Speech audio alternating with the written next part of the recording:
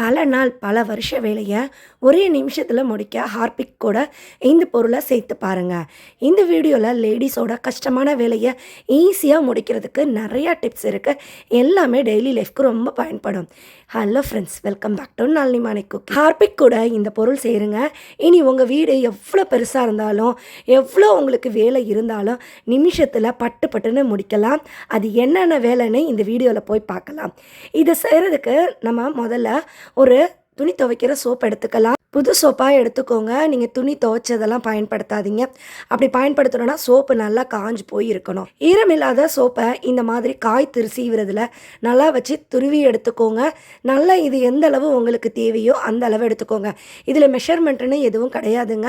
நான் செய்ய போகிற இந்த வேலைக்கு ஒரு 2லேருந்து 3 ஸ்பூன் அளவுக்கு இந்த சோப்பை நான் துருவி எடுத்திருக்கேன். இந்த சோப்பு துருவல் கூட 1 ஸ்பூன் அளவுக்கு பேக்கிங் சோடா சேர்த்துக்கிறேன். அதாவது ஆப்ப சோடான்னு சொல்லுவாங்க. இதையும் நம்ம நல்லா இந்த மாதிரி மிக்ஸ் பண்ணி வச்சுக்கலாம். இப்போ ஒரு நல்ல நீளமாக இருக்க பவுல் எடுத்துக்கலாம்.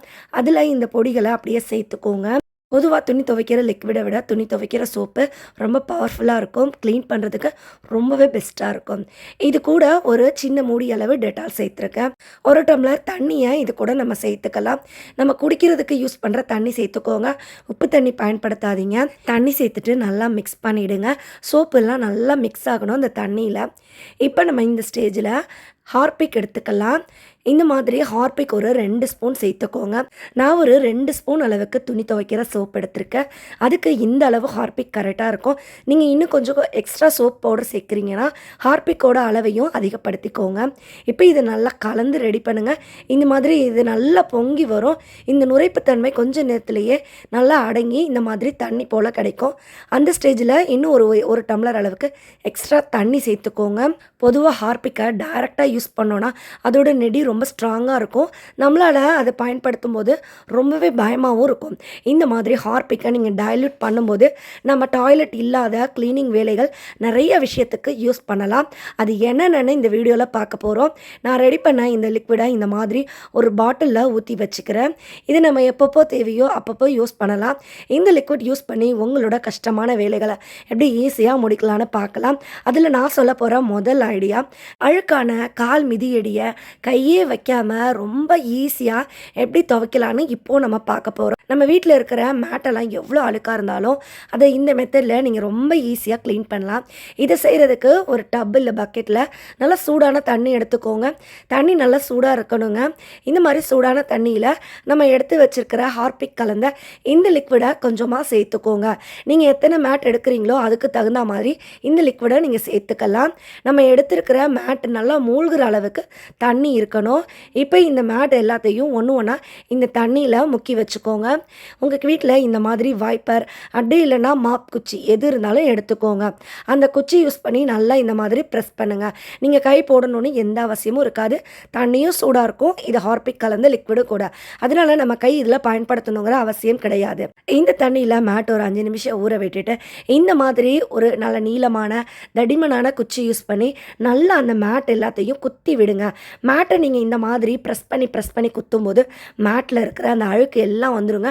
அதுக்கப்புறம் நீங்கள் நல்லா வாஷ் பண்ணி எடுத்தீங்கன்னா மேட் நல்லா புதுசு மாதிரி நல்லா பளிச்சுன்னு இருக்குங்க. நம்ம கை வலிக்காமல் கையே படாமல் இந்த மெத்தடில் மேட்டை ரொம்ப சுலபமாக அலசி காய போடலாம். இந்த ஐடியா கண்டிப்பாக ட்ரை பண்ணி பாருங்கள். ரொம்ப யூஸ்ஃபுல்லாகவும் எஃபெக்டிவாகவும் இருக்கும். இந்த ஐடியா உங்களுக்கு பிடிச்சிருந்ததுன்னா இந்த வீடியோக்கு ஒரு லைக் கொடுங்க. அடுத்த ஐடியா என்னென்னு பார்க்கலாம். நம்ம வீட்டு தரையெல்லாம் துடைக்கிறோன்னா கல்லுப்பு சேர்த்து துடைப்போம். அதுபோல் வீடு துடைக்கிற தண்ணியில் கல்லுப்பு சேர்த்துருக்கேன். இது கூட நம்ம ரெடி பண்ணி வச்சுருக்கிற ஹார்பிக் கலந்த இந்த லிக்விட் ஒரு 2 மூடி சேர்த்துருக்கேன். அதிகமாக சேர்க்கணுன்னு அவசியம் கிடையாதுங்க. ஒரு 2 மூடி சேர்த்துக்கிட்டால் போதும்.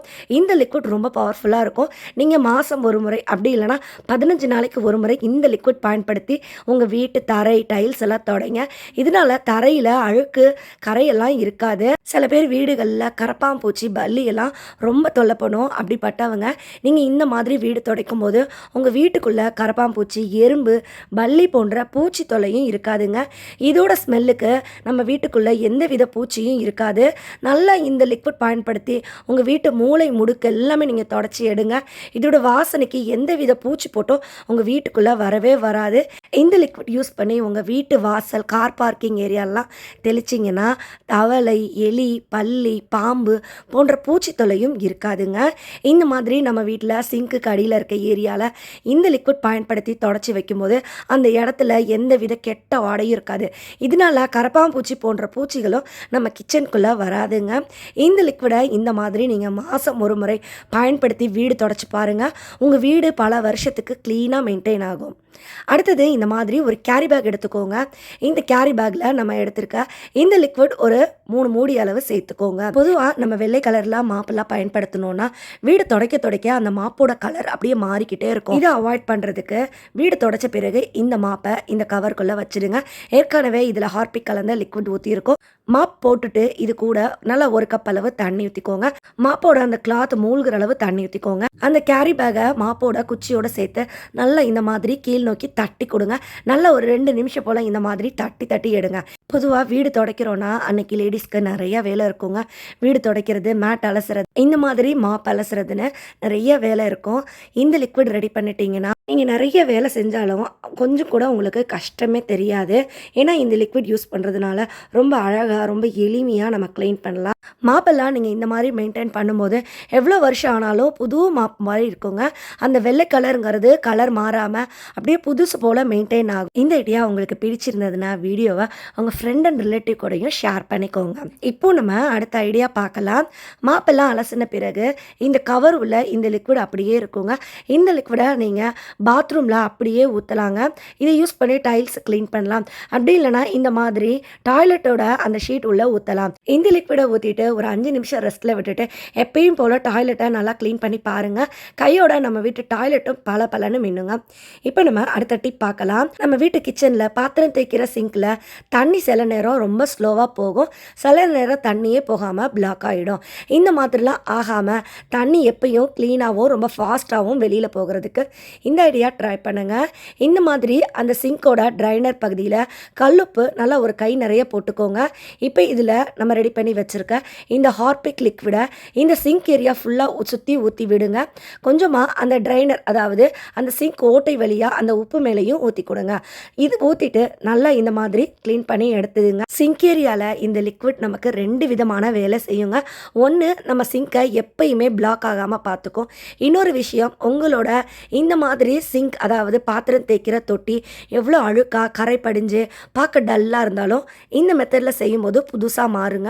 நல்லா ஒரு 5 நிமிஷம் ஊற விட்ட பிறகு நல்லா சூடான தண்ணியை இந்த ட்ரைனரில் ஊற்றி விடுங்க. இதனால இந்த சிங்க் பைப்பில் இருக்கிற அடைப்பு எல்லாமே க்ளீன் ஆகுங்க. இதனால தண்ணி நமக்கு வேகமாக வெளியில் போகும். நமக்கு சிங்கில் அடைப்புங்கிறது லைஃப்பில் வரவே வராது. அது மட்டும் இல்லை, பாத்திரம் தேய்க்கிற சிங்க் ஏரியா நமக்கு எப்பயும் புதுசு போல் க்ளீனாக மெயின்டைன் ஆகும். இந்த சிங்கில் இருக்கிற பைப் லைன் க்ளீனாக இருந்ததுன்னா இந்த சிங்க் வழியாக பேட் ஸ்மெல் வராது. இதனால கரப்பாம்பூச்சி, பூரான் போன்ற பூச்சி தொல்லையும் வராது. அடுத்தது, நம்ம வீட்டு செவுற்று பகுதியில் குழந்தைகள் இந்த மாதிரி பென்சில், கிரையான், மார்க்கர் யூஸ் பண்ணி கிறுக்கிட்டாங்கன்னா அதை ஈஸியாக க்ளீன் பண்ணுறதுக்கு இந்த லிக்விடை பயன்படுத்தலாம். இந்த லிக்விடை இந்த மாதிரி ஒரு காட்டன் துணியில் கொஞ்சமாக ஊற்றிக்கோங்க. இப்போ இந்த துணியை அப்படியே எடுத்துக்கோங்க. உங்கள் வீட்டு செவுத்தில் எந்த இடத்துல குழந்தைங்க கிறுக்கியிருக்காங்களோ அந்த இடத்துல இந்த லிக்விட் யூஸ் பண்ணி நல்லா க்ளீன் பண்ணுங்கள். இந்த மாதிரி நீங்கள் தேய்க்கும் போது ரொம்ப அழகாக அந்த குழந்தைங்க கிறுக்குன அந்த கிறுக்கல் க்ளீன் ஆகுங்க.